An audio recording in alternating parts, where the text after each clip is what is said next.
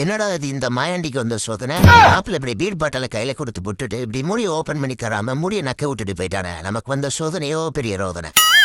இப்படி சோஃபால கையை கட்டிட்டு மல்லாக்கப்படுத்து தூங்குறதுல என்ன ஒரு ஆனந்தம். அதுவே பேரானந்தம். நான் தூக்கத்தில் செல்கிறேன் நித்தியானந்தம். இப்ப அடிக்கிற வெயிலுக்கு ஐஸ்கிரீம் சாப்பிடுறது நல்லா தான் இருக்குது. ஆனா ஐஸ்கிரீம் தான் கொஞ்சம் புளிப்பா இருக்குது. மேங்கோ ஃப்ளேவர்னு நினைக்கிறேன். நானே என் பொண்டாட்டி என்கிட்ட சண்டை போட்டு மாமியார் வீட்டுக்கு போயிட்டான் டென்ஷன்ல இருக்கேன். இந்த ஓனரமா வேற கையை வச்சுக்கிட்டு சும்மா இருக்காது, என்னை வச்சு காமெடி பண்ணிக்கிட்டு இருக்கு. ஐயோ, குளிச்சு ரொம்ப நாள் ஆனதுனால கவுட்டல என்ன அரிப்பு. சுரஞ்சதுக்கு அப்புறம் என்ன கொஞ்சம் சுகமா இருக்கு.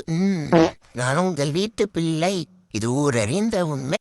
நான் உங்கள் வீட்டு பூனை, இது உலகம் அடைந்த மேன்மை.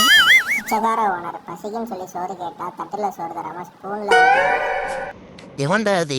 நான் எவ்வளோ பெரிய இன்கம் டேக்ஸ் ஆஃபீஸர்னு கூட தெரியாம என் வீட்டு கல்லாவை தொடர்ந்து பார்க்குறவே வீட்டுக்கு ஈடி ரைடு விட்டுருவோண்டா.